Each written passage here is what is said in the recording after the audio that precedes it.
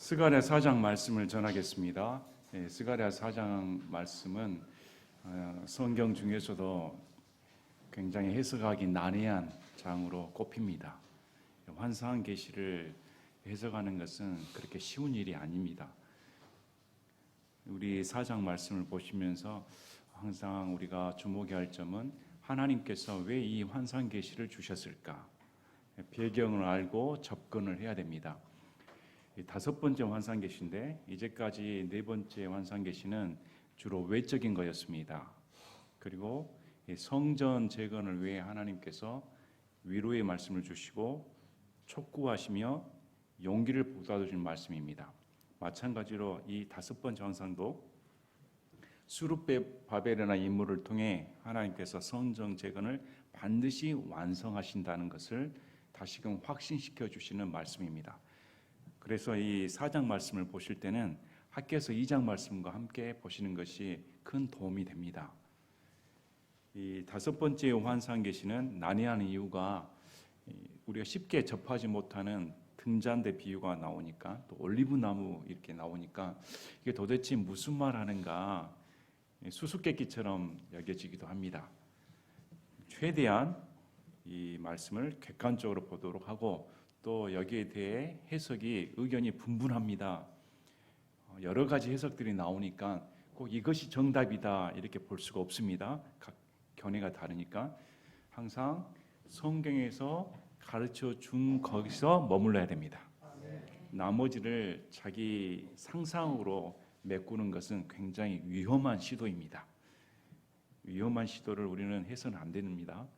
그래서 오늘 말씀을 최대한 객관적으로 볼 수 있도록 저와 여러분이 내가 공부한다, 이 말씀을 왜 이렇게 주셨을까 이렇게 이해하는 그런 시간이 되셨으면 합니다.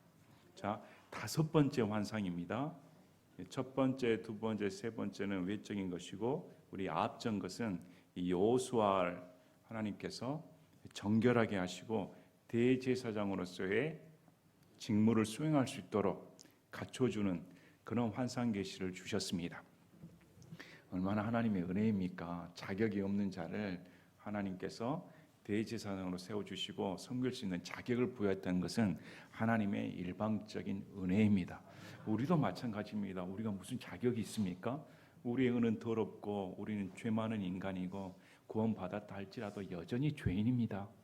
여전히 허물 많은 죄인인데 예수님께서 우리를 예수님의 피로 구원시켜 주시고 그리스도로 옷 입혀 주셔서 우리를 더러운 죄임에 불구하고 깨끗한 존재로 봐주시는 것입니다. 그것이 하나님의 은혜입니다. 그래서 오늘 이제 말씀을 보시면 이제 성전 바깥의 문제였다 하면 오늘 환상 계시는 성전 안으로 들어갑니다. 아직 성전은 지어지지 않았습니다. 그런데도 하나님께서는 성전 안의 환상을 보여주시면서 이렇게 하나님께서 역사하신다는 사실을 확인시켜 주시는 그런 계시입니다.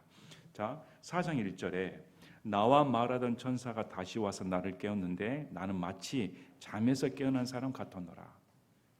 이 스가랴가 네 번의 환상을 거쳐서 아마 압도감을 느꼈을 것입니다.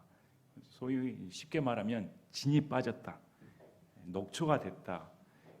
계시를 보는데 얼마나 그 중압감, 압박감 때문에 인간의 육체가 감당하기 어려웠을 것입니다.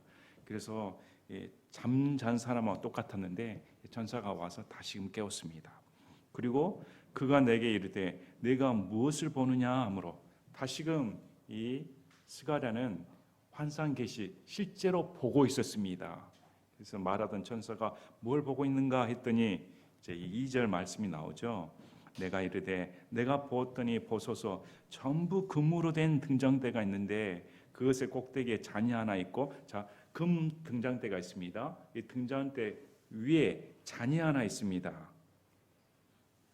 또 등잔대 위에 7 등잔이 있으며 7 등잔과 연결된 7 관이 등잔대 꼭대기에 있나이다. 그 위에 잔이 하나 있는데 7 등잔대가 잔으로부터 7개 관에 의해 이렇게 연결되어 있습니다. 이걸 보여주었습니다. 또 그것의 옆에 두 올리브 나무가 있는데 하나는 그 잔의 오른쪽에 있고 다른 하나는 그것의 왼쪽에 있나이다. 두 올리브 나무가 꼭대기 있는 잔 옆에 있었습니다. 뒤에 말씀을 보면 이 올리브 나무로부터 기름이 들어와 관을 통해 등잔대로 유입되어 불이 계속 밝혀지고 있는 그런 환상을 지금 보여주셨습니다. 이건 우리 성전에 있는 메노라로 불리우는 7 등잔을 가지고 있는 등잔대와는 전혀 다른 형상입니다. 우리 메노라는 히브리어로 등잔대를 의미하는데 유대교 제식에서 쓰이는 7갈래의 등잔으로 중요한 상징적 의미를 지니고 있다 이렇게 말합니다. 그래서 성전에 있는 우리 메노라 7가지가 있는 7 등잔 그림으로 많이 보셨죠? 그래서 이게 출애굽기에 나오는 불꽃떨기 나무에 임재하시는 하나님을 상징한다고 유대인들은 그렇게 생각합니다. 그래서 이 메노라 하면 하나님 임재의 상징, 하나님께서 이렇게 임재하셨다 이렇게 상징을 한다고 하는데 이 출애굽기 25장 31절에서 40절을 보면 하나님께서 이 등잔대를 어떻게 만드시는가 자세히 가르쳐 줍니다. 등잔대 아몬드 모양의 7 등잔을 가지고 있는 이 등잔대를 두들겨서 만들어 가죠. 얼마나 어렵겠습니까? 그리고 우리 그 등잔을 타오르게 하는데 출애굽기 27장 20절 21절을 보면 이렇게 명령을 하십니다. 또 너는 이스라엘 자손에게 명령하여 그들이 등불을 위해 올리브로 찌어 만든 순수한 기름을 내게 가져오게 함으로써 등불이 항상 타게 할지니라. 이 메노라로 불리우는 등잔에 있는 이 등불은 항상 타올라야 됩니다. 그리고 21절에 아론과 그의 아들들은 회중의 성막에서 증언 앞에 있는 휘장 밖에서 저녁부터 아침까지 주 앞에서 등불을 정비할지니 그것은 이스라엘 자손을 위해 그들의 대대로 영원한 법규가 될지니라. 아론과 그 아들들이 등불이 꺼져가나 등잔에 기름이 부족하나 그걸 항상 살펴야 했습니다. 출애굽기 30절 7절 8절 출애굽기 30장 7절 8절에 아론은 아침마다 그 위에 향기로운 향을 피우되 등잔들을 정비하면서 그 위에 향을 피울지니라. 또 아론은 저녁에 등잔들에 불을 붙일 때 그 위에 향을 피울지니 이것은 너희 대대로 주 앞에서 피워야 할 영속하는 향이니라. 이것이 하나님께서 성전 안에 있는 등잔대를 이렇게 정비해야 된다, 항상 관리해야 된다 명령을 주셨습니다. 그런데 지금 이 스가랴가 보고 있는 환상은 인간이 없습니다. 인간이 없이 지금 2 올리브 나무로부터 기름을 공급받아 등잔에 불이 계속 밝혀져 있다는 것입니다. 계속 기름을 공급받고 있다는 것입니다. 이건 어떻게 의미하는가? 인간의 도움이 필요 없다. 사람들이 지금 이렇게 불을 밝히려면 등잔대를 밝히려면 성전도 없는데 이걸 어떻게 합니까? 했더니 하나님께서 스가랴에 보여주시면서 나 너희 도움 필요치 않다. 이 지금 등잔대는 구약에서는 이스라엘 상징하고 신약에서는 교회를 상징한다고 다 그렇게 해석을 합니다. 그래서 이스라엘이 유지되는 것, 교회가 유지되는 것은 인간의 도움으로 되는 것이 아니다. 지금 하나님께서 친히 간섭하셔서 이 등잔불이 밝혀지고 있는 것이지 성전에 있는 것처럼 인간의 도움으로 유지되는 것은 아니다. 이렇게 지금 하나님께서 보여주시는 것입니다. 스가랴는 누구보다 이 제사장 직무를 잘 알고 있습니다. 이건 제사장이 해야 할 일인데 왜 저 일이 2 올리브 나무로부터 자동 급유를 받고 있습니까? 이렇게 보고 있는 것입니다. 여러분, 요즘 기름값 많이 올랐습니까?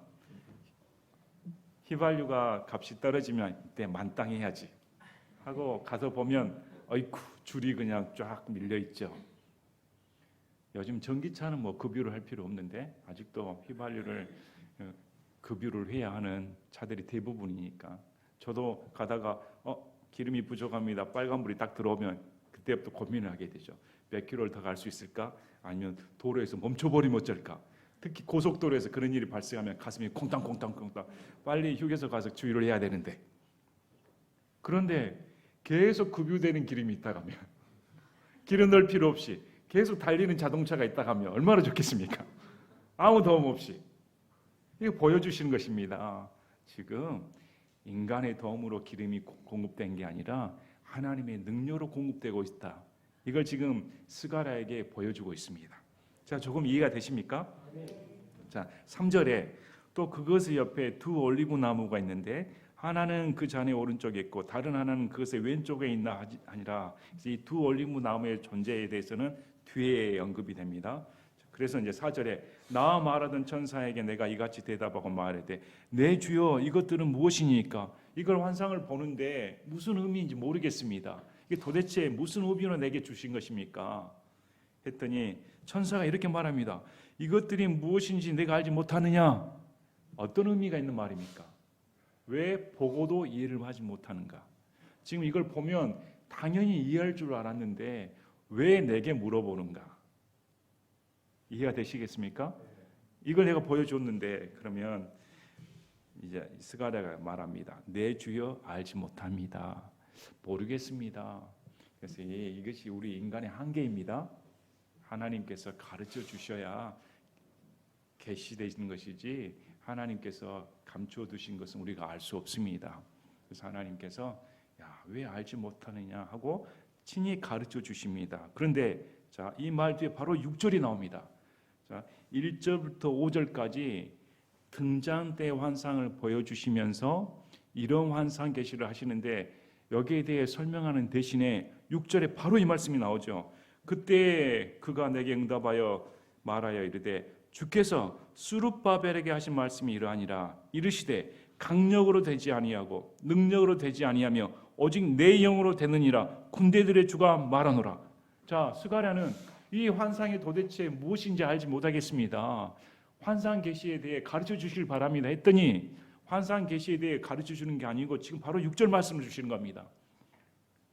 스룹바벨에게 한다 이렇게 말합니다. 왜 스룹바벨이 언급되었습니까? 스룹바벨이 성전 재건을 추진하는 사람이니까. 우리 학개서 2장을 보면 동일한 말씀이 나옵니다. 학개서 2장 3절, 4절, 5절을 보면 스룹바벨에게 용기를 주시는 말씀입니다. 학개 대언자를 통해 학개서 2장 3절에 너희 가운데 남아있는 자 중에 처음에 영광 가운데 있던 이 집을 본 자가 누구냐? 이제 그것이 너에게 어떻게 보이느냐? 그 집과 비교하면 너희 눈에 그것이 아무것도 아닌 것처럼 보이지 않았느냐? 솔로몬의 성전은 의리의리했는데 이건 아주 초가삼간입니다. 슬픕니다. 이게 무슨 하나님의 영광이 깃듭니까? 우리는 폭삭 망했습니다. 참 비참합니다. 이렇게 인간의 눈으로 봤습니다. 근데 하나님께서 학개서 2장 4절에 주가 말하노라 오 스룹바벨아 그러할지라도 실상은 이렇게 비참하고 낙담할 수밖에 없는 그런 상황인데 그러할지라도 이제 마음을 강하게 할지어다. 오 요세덱의 아들 대제사장 여호수아야 마음을 강하게 할지어다. 주가 말하노라 그 땅에 있는 너희 모든 백성들아 마음을 강하게 하고 일할지어다. 내가 너희와 함께하느니라. 군대들의 주가 말하노라 내가 너와 함께한다. 이렇게 말씀하시면서 약속의 말씀이 5절입니다. 학개서 2장 5절 너희가 이집트에서 나올 때 내가 너희와 맺은 언약의 말에 따라 그렇게 내 영이 너희 가운데 머물러 있나니 너희는 두려워하지 말지어다. 하나님의 영이 이스라엘 가운데 임하니 두려워할 필요가 없다. 지금 동일한 말씀을 주십니다. 이 성전 재건의 역사, 성전의 완성 역사, 이스라엘이 회복되는 역사, 이스라엘이 유지되는 역사는 인간의 힘으로 되지 않는다.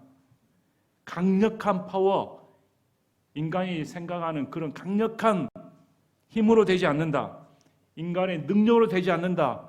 오직 뭘로 됩니까? 하나님의 성령으로 된다.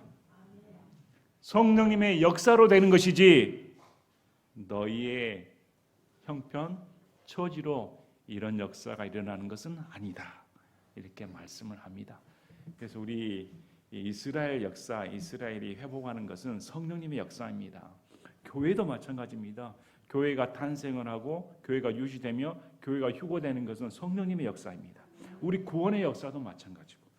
자, 요한복음 3장 5절 6절에 예수님께서 대답하시되 진실로 진실로 내가 내게 이르노니 사람이 물과 성령에서 태어나지 아니하면 하나님의 왕국에 들어갈 수 없느니라. 육에서 태어난 것은 육이요 성령에서 태어난 것은 영이니 우리 영은 죽었습니다. 하나님과 단절되어 버렸습니다. 그러나 하나님의 말씀을 듣고 믿음으로 받아들일 때 성령님이 내 안에 들어와 죽은 내 영을 살리십니다.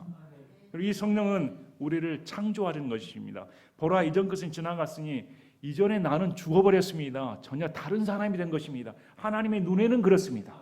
성령께서 내 안에 들어와 전혀 다른 사람이 됩니다. 요한복음 14장 16, 17절에 우리 예수님께서 내가 아버지께 구하면 그분께서 다른 위로자를 너희에게 주사 그분께서 영원토록 너희와 함께 거하게 하시리니 곧 진리의 영이시라. 세상은 그분을 받을 수 없나니 이는 세상이 그분을 보지 못하고 알지도 못하기 때문이라. 그러나 너희는 그분을 아나니 이는 그분께서 너희와 함께 하시며 너희 안에 계실 것이기 때문이라. 우리가 예수를 믿으면 성령님이 내 안에 들어와 성령님께서 나를 떠나지 아니하시고 영원히 함께 하신다는 걸 안다고 성경은 말합니다. 내 안에 성령님이 계시구나. 내 안에 성령님이 계시니까 내가 예배하러 나오고, 내 안에 성령님이 계시니까 내 입술에 찬양이 나오고, 내 안에 성령님이 계시니까 기도하고 싶고, 내 안에 성령님이 계시니까 세상이 모르는 하늘에 대한 소망을 갖게 되는 것입니다. 이분이 영원히 나랑 함께 하고 계신다. 자, 사도행전을 우리가 성령 역사라고 합니다. 그들은 부활을 목격했습니다. 그러나 부활을 목격하고도 자기 일 따라 가버립니다. 그러나 그들이 성령 충만을 받았을 때는 달라져 버립니다. 이제까지 자리 싸움하고 누가 잘났네 시기에 사로잡힌 그들이, 자기 생명을 보존하기 위해 도망갔던 그들이 성령 충만을 받았을 때는 죽음을 두려워하지 않습니다. 하나님 말씀을 전하는데 목숨을 내놓아 버립니다. 어떤 능력 때문에? 성령님의 능력 때문에. 우리 사도행전 4장 31절에 그들이 기도하기를 마치매 그들이 함께 모인 곳이 흔들리더니 그들이 다 성령님으로 충만하여 담대히 하나님의 말씀을 말하니라. 죽음, 고난, 핍박 전혀, 성령께서 내 안에 들어와 나를 사로잡아 버리면 하나님 이 일을 안 하고는 못 베깁니다. 하나님을 사랑하지 않고는 베길 수가 없습니다. 예수님께 기도하지 않고서는 베길 수가 없습니다. 예수님이 너무 좋아서 사랑에 빠지지 않을 수가 없습니다. 성령 충만하면. 사도행전 6장 3절에도 일꾼을 세울 때 어떤 자격을 부여하는가 보시길 바랍니다. 사도행전 6장 3절에 그러므로 형제들아 너희는 너희 가운데서 정직하다는 평판이 있고 성령님과 지혜가 충만한 7사람을 골라내라. 우리가 이 일을 그들에게 맡기고. 교회 일을 한 사람에게도 인간의 능력이 뛰어난 사람을 보는 게 아니고 성령님과 믿음이 충만한 사람, 그 사람을 신뢰할 수가 있습니다. 그래서 교회의 자격은 학력이 아닙니다. 지혜가 아닙니다. 성령님과 믿음이 충만한 사람이 교회를 해야 됩니다. 그래야 잡음이 일어나지 않습니다. 자기 인간적인 노력으로 가면 며칠 못 갑니다. 금방 자기 의에 빠지게 되고 불평하게 되고 다툼이 벌어집니다. 그러나 성령님이 충만하면 다툼이 일어나지 않습니다. 왜? 내가 부족한지 아니까. 내 능력으로 되는 게 아니라 하나님의 도우심으로 내가 교회를 섬기게 되고, 이런 자격 없는 자가 하나님의 성도들을 섬길 수 있다는 그것이 기쁨의 근원이 되니까. 그래서 남 탓 안 하고 남이 알아주든 안 알아주든 아무 상관도 하지 않습니다. 이것이 성령 충만한 사람입니다. 우리 성령님은 내 안에 들어와 또 역사하십니다. 로마서 8장 26절 27절에 이 성령님은 우리에게 이렇게 하십니다. 이와 같이 성령께서도 우리의 연약함을 도우시나니 우리가 마땅히 해야 할 방식대로 무엇을 위해 기도할지 알지 못하나 성령께서 말로 할 수 없는 신음으로 친히 우리를 위해 중보하시느니라. 지금 이 순간도, 내일도, 앞으로도 성령님은 믿는 나를 위해 중보하고 계십니다. 나는 무엇을 기도할지, 앞날이 무엇일지 알지 못하지만 성령님은 하나님이십니다. 모든 걸 알고 계신 하나님이십니다. 그래서 그분이 우리를 위해 주시고 우리를 중보하시며 우리를 위해 기도하고 계신다 하니 무엇이 염려가 될 것인가? 그러므로 너희 안에 있는 자가 세상에 있는 마귀보다, 우리 안에 있는 성령님이 세상에 있는 자보다 더 크므로 요한일서 4장 4절에 두려워하지 말라. 또 27절에 마음을 살피시는 분께서 성령의 생각이 무엇인지 아시나니 이는 그분께서 하나님의 뜻대로 성도들을 위해 중보하시기 때문이라. 세상에서 가장 큰 선물은 성령님입니다. 하나님께서 우리에게 주신 가장 큰 선물은 성령님입니다.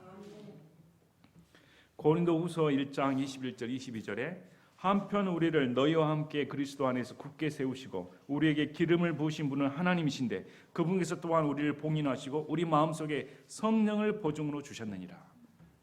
하나님께서는 우리를 구원시켜 주시고 둘둘 말아 구원을 잃지 않도록 하시고 거기다가 도장 찍어 주셨습니다. 내가 성령님으로 보증한다. 이 말은 무슨 말일까? 내가 나로 보증하겠다. 내가 보증한다. 그러니 이 구원을 누가 의심할 수가 있습니까? 어떻게 이 구원을 잃을 수 있다고 말을 합니까? 성령님께서 내 보증인데. 에베소서 4장 30절에도 하나님의 거룩하신 영을 슬프게 하지 말라. 그분에 의해 너희가 구속의 날까지 봉인되었느니라.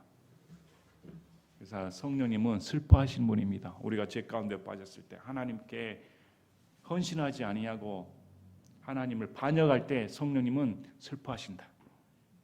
그분은 슬퍼하시는 분입니다. 그래서 성경에서는 우리에게 성령 충만해라 이렇게 말합니다. 성령 충만하려면 어떤 방법이 제일 좋을까요? 회개하면 됩니다. 이 불순물을 제거하면 됩니다. 얼마나 우리 더럽습니까? 회개를 자주 하는 사람이 성령 충만한 사람입니다.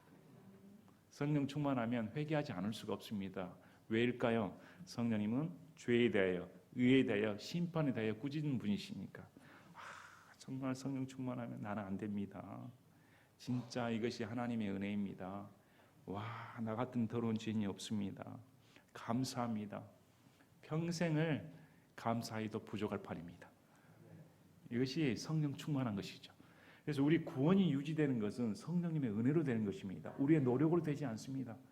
사람이 구원받는 것도 어떤 지식이나 정보로 되는 것이 아닙니다. 성령님의 능력으로 사람이 탄생하는 것입니다. 구원은 하나님의 초자연적인 현상입니다. 그래서 우리가 구원받는 것은 기적 중에 기적입니다. 우리 구원이 유지되는 것도 마찬가지입니다. 우리가 구원을 유지할 수가 있습니까? 우리의 노력으로 되겠습니까? 저와 여러분 뻔하지 않습니까? 시험 문제 100점을 놔두고 너 이거 내가 구원시켜 줬는데 100점을 못 맞으면 다시 탈락시키겠어 하면 전 인류상 앞으로도 이제까지 단 한 사람도 천국에 올라가서 한 명도 없습니다. 그것이 우리의 현실입니다. 성경이 보여주는 현실입니다. 철저히 예수님의 은혜로 성령님의 도우심으로 우리 신앙이 유지되는 것입니다. 자, 그래서 오직 내 영으로 된다. 이스라엘의 역사를 지금 보시면서 이 성전 재건의 역사가 인간 너희들이 합쳐서 가서 또 산을 가가지고 나무를 베어가지고 오고 또 누구에게 구워서 가지고 돈을 어디서 마련하며 얼마나 복잡합니까? 다 머리 쓰고 계산하고 이래도 부족할 판인데 하나님께서는 그런 것으로 하나님의 역사가 되는 게 아니라 성령님의 역사로 된다. 그래서 우리 교회도 성령님의 역사가 일어나야 됩니다. 하나님의 영의 역사가 일어나 이 교회에 오면 감동이 되고 성령 충만한 사람들이 일어나 하나님을 열정적으로 찬양하고 또 죄 지은 자가 회개하고 자복하고 가정생활이 회복되고 학교생활이 회복되고 친구 간의 관계가 회복되고 직장생활이 회복되고 사람이 변화되고 하나님을 닮은 그런 사람들이 여기 넘쳐난다 하면 얼마나 성령 충만한 교회입니까? 가정에서 들통이 납니다. 성령 충만한 사람은 방언 5시간 하는 사람이 아닙니다. 성령 충만한 사람은 애언하는 사람이 아닙니다. 성령 충만한 사람은 환상 보는 사람이 아닙니다. 어떤 사람입니까? 가정생활 충실한 사람입니다. 가정에는 다 지켜보고 있으니까. 아버지라면 아버지로서, 부인이라면 부인으로서, 자녀라면 자녀로서, 직장이라면 직장인으로서 자신의 맡은 바 일에 최선을 다하는 사람이 성령 충만한 사람입니다. 그래서 7절 보시길 바랍니다. 오 큰 산아 내가 누구냐? 스룹바벨 앞에서 내가 평화가 되리라. 그가 그것의 머릿돌을 내놓을 때 크게 외치며 부르짖기를 은혜가 그 돌에 있을지어다 하리라 하셨느니라 하니라. 지금 연거푸 말합니다. 연거푸 지금 천사가 말하면서 자 이게 어떤 의미인가 봐봐. 스룹바벨에게 지금 이렇게 말을 하고 있죠. 이건 인간의 도움으로 등잔대가 유지되는 게 아니다. 하나님의 성령으로 지금 유지되고 있는데 하나님의 능력으로 되고 있는데 네 앞에 지금 큰 산이 놓여 있지. 이 산더미 같은 이 문제 어떻게 처리할까? 도저히 이 산더미 같은 문제를 보면 내가 정복할 수가 없는데 이것 좀 쳐버렸으면 좋은데 한 무더기도 아니고 산처럼 있으면 이거 어떻게 되겠습니까? 근데 스룹바벨 앞에서 내가 평화가 되리라. 다 밀어버리겠다. 그리고 스룹바벨이 머릿돌 기초석을 놓을 때 그가 외치기를 은혜가 그 돌에 있을지어다. 이것이 하나님의 은혜입니다. 이렇게 외친다는 것입니다. 또 주의 말씀이 내게 임하여 이르시되 스룹바벨의 손이 이 집에 기초를 놓았으니, 자, 성전입니다. 성전의 기초를 놓았으니 그의 손이 또한 그것을 끝마친다. 반드시 스룹바벨의 손을 통해 이 성전은 재건된다. 이렇게 말씀을 합니다. 이것이 누구의 능력으로? 하나님의 성령의 역사이다. 이렇게 말씀합니다. 우리 신약 성도에도 마찬가지입니다. 우리 신약 성도 중에서도 자, 빌립보서 1장 6절에 어떤 사람은 내가 진짜 구원 받을 수 있을까? 이 구원이 유지될까? 진짜 하나님 눈앞에 내가 참 하나님 앞에 온전히 살 수 있을까? 불안 떠는 사람도 많습니다. 근데 빌립보서 1장 6절에 너희 안에서 선한 일을 시작하신 분께서 예수 그리스도의 날까지 그 일을 이루시라는 것, 바로 이것을 나는 확신하노라. 구원 역사를 하나님께서 내게 베풀어 주셨다면 이것을 끝마치시는 분이 하나님이시다. 지금 이렇게 말씀합니다. 스룹바벨을 통해 기초석을 놓았는데 반드시 이것은 완성이 된다. 학교에서 2장 9절을 보면 나중에 지은 이 집의 영광이 이전 집의 영광보다 더 크리라 이렇게 말합니다. 솔로몬은 육적으로 봤을 때, 외형적으로 봤을 때는 그 수많은 금들로 도배해 놨습니다. 그 영광을 비교할 수가 없습니다. 거기에 이 지금 포로 귀환된 사람들이 하는 것은 차마 비교할 수가 없습니다. 많은 사람들이 솔로몬의 영광을 봤던 사람들이 울었습니다. 슬퍼서. 근데 하나님께서는 그 외형적인 거 보지 말고 이 스룹바벨이 지은 성전이 이전 성전의 영광과 비교할 수 없도록 크다 이렇게 말합니다. 왜 그럴까요? 그 성전에 예수님이 오시니까. 예수님이 직접 그 성전에 임하십니다. 그러므로 그 영광이 더 크다 이렇게 말씀을 합니다. 우리 인간의 눈으로 봐서는 안 됩니다. 그래서 여러분 시작하는 것, 우리가 하나님 일을 위해 헌신할 수 있다는 것, 또 하나님을 위해 내가 이걸 해보겠습니다 한다는 것, 성령님의 도우심을 믿고 가시길 바랍니다. 여러분의 힘으로 되는 것, 여러분의 능력으로 되는 것 의지하지 마시길 바랍니다. 우리 눈을 열어서 이거 하나님께서 하시는구나. 우리 교회 역사도 마찬가지 않았습니까? 우리 교회를 지금 보니까 10년이 넘었습니다. 그 10년이 넘은 세월 동안 불과 3명이 성경 공부 모임을 통해서 이 모임이 이루어졌는데, 그게 하다 보니까 어쩌다 보니까 지금 이렇게 됐습니다. 근데 그 과정 중에 많은 어려움이 있었고, 이 교회가 존속이 될까? 이 교회가 없어지지 않을까?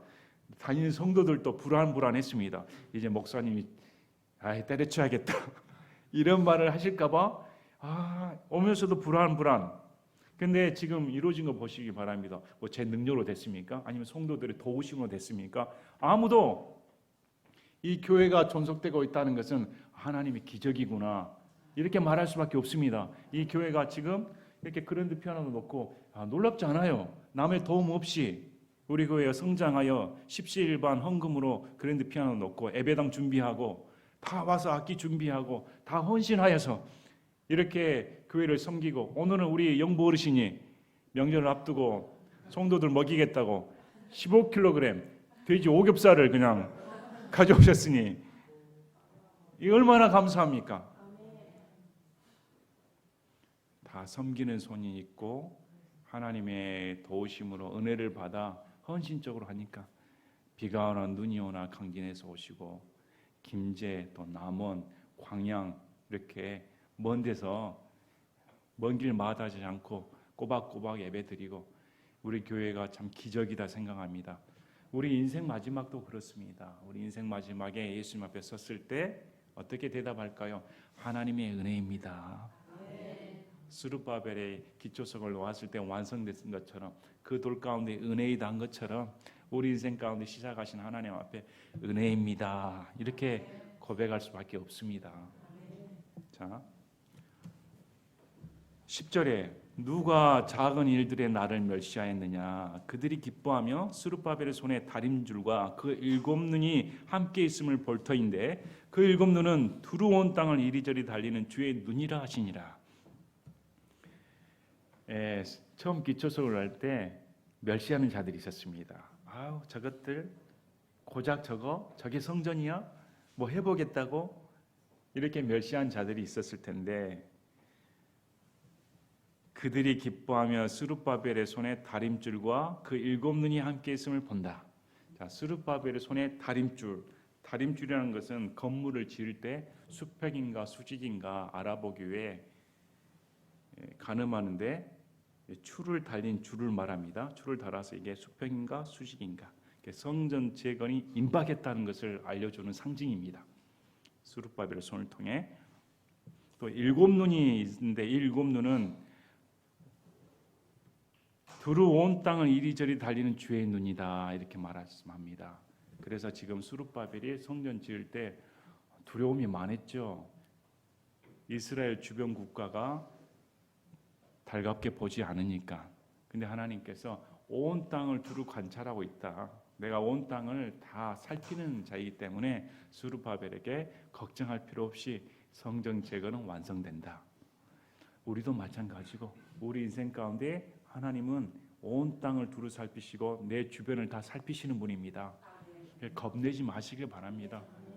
내가 외국으로 가든 아니면 사막으로 가든 광야 생활을 하든 어디 타지 지옥으로 가든 새로운 직장을 얻든 새로운 사업을 펼치든 무엇을 하든지 간에 하나님은 내 주변상을 다 살피시는 분이십니다. 그래서 모든 것을 하나님 손에 맡기시길 바랍니다. 자, 그때 내가 응답하여 그에게 이르되 그 등잔대의 오른쪽과 왼쪽에 있는 이 두 올리브 나무는 무엇이니까? 자, 그러면 이 스가랴는 이 환상 계시를 이해했습니다. 아, 이런 의미로 하나님께서 주셨구나. 그래, 인간의 도움 없이 하나님의 영으로 성전 재건은 완성이 되는구나. 이걸 이해를 했습니다. 이 환상 계시에 대해. 근데 질문이 하나 있죠. 그러면 그 기름을 공급하는 두 올리브 나무는 누구일까? 그 정체가 무엇일까? 이렇게 물어보는 것입니다. 12절에 또 내가 다시 응답하여 그에게 이르되 두 금관을 통해 자기들 밖으로 큰 기름을 비우는 이 두 올리브 가지는 무엇입니까? 이렇게 물어봤습니다. 여러분은 무엇이라고 생각합니까? 이 올리브 나무 두 개가 있는데 그것으로부터 관이 연결되어 기름을 공급받아 이 등잔불이 밝혀지고 있습니다. 등잔이. 그러면 이 기름을 공급하는 이 두 올리브 나무 정체가 무엇입니까? 이렇게 물어봤습니다. 물어봤더니 이 천사가 내가 알지 못하느냐 또 묻습니다. 아, 이 존재를 왜 너 몰라? 당연히 알 수 있지. 그런데 내 주여 알지 못합니다. 누군지 모르겠습니다. 했더니 그가 이르되 이들은 2명의 사람입니다. 기름 부음 받은 자들이며 온 땅의 주 곁에 서는 자들이니라. 온 땅의 주의 곁에 서서 기름 부음 받은 2명이다. 이렇게 말을 합니다. 그러니까 올리브 나무가 사람이라고 말을 하고 있습니다. 누구일까요? 여러 가지 의견이 있습니다. 여기서 지금 천사가 2명의 이름을 밝혀줬으면 쉬운데 오른쪽은 누구, 왼쪽은 누구 이렇게 말하면 좋을 텐데 그냥 사람이다 이렇게 말을 했습니다. 그래서 이제 여러 견해가 있는데 제가 견해를 말씀드리겠습니다. 보편적인 두루 알려진 견해는 문맥상 기름 부음 받은 여호수아 그 다음에 스룹바벨이다 이렇게 말을 합니다. 근데 스룹바벨은 기름 부음 받지 않았죠. 대제사장 기름 부음 받은 존재인데 그래서 이제 구약에서 기름 부음 받으려면 대언자, 왕, 제사장입니다. 그래서 이 두 존재는 왕과 대제사장 그러니까 스룹바벨과 여호수아다 이렇게 대부분 그렇게 해석을 합니다. 여기에 이의를 제기하시는 분도 있습니다. 아니 그러면 어떻게 사람으로부터 기름을 공급받을 수가 있는가? 기름을 제공하여 주신 분은 그리스도다. 그래서 이건 예수님이 2가지 직분을 하고 있다는 것을 상징하는 말이다. 왕과 제사장으로서의 상징적인 의미이고 그 존재는 그리스도다. 이렇게 가르친 것도 있습니다. 이렇게 해석하는 것도. 제가 분명히 확신시켜 드릴 수 있는 건 있습니다. 이 올리브 나무의 존재에 대해 이건 100% 맞습니다. 저와 여러분은 절대 아니다. 혹시 우리 한국 사람 중에 내가 올리브 나무입니다 이러면 미친 사람이구나. 아닙니다. 절대 될 수가 없습니다. 그래서 이제 이 두 올리브 나무가 기름 부음 받은 사람으로서 이렇게 기름을 공급시켜 주는 그런 존재이다. 성경 여기까지만 말씀을 합니다. 대부분 여호수아와 스룹바벨이다 이렇게 언급을 합니다. 의문점이 드는 것은 만약에 여호수아 스룹바벨이면 알았을 텐데 이것도 좀 의문점이 들죠. 아무튼 오늘 말씀을 보시면 중요한 점은 하나님의 역사는 인간의 노력으로나 인간의 힘으로 되는 게 아니라 성령님의 역사이다. 이 성령님께서 역사를 이루어 가신다. 이스라엘과 함께 하시는 그 성령님이 오늘 또 성도들 가운데 이거 참 놀랍습니다. 우리가 고린도서를 보시길 바랍니다. 성전이 누구라고 말합니까? 우리가 성전입니다. 우리가 성전. 성령님 내 안에 들어와 내가 성전이라 하니 이건 아마 이스라엘 사람들한테 여러분이 가가지고 유대인 앞에서 내가 성전입니다 이렇게 하면 돌 맞아 죽을 겁니다. 이런 감히 성전을 못 오가는 자 성전 지을 필요 없습니다. 예수님 믿으면 제가 성전이 됩니다 이렇게 하면 돌 맞아 죽죠. 얼마나 큰 은혜입니까? 성령님께서 지금 우리를 위해 중보하고 계시고 성령님께서 나를 이끌어 가시며 내 모든 형편을 성령님이 돌보고 계시고 우리를 보호하고 계신다. 감사하는 시간 되시기를 바랍니다. 제가 기도하고 마치겠습니다.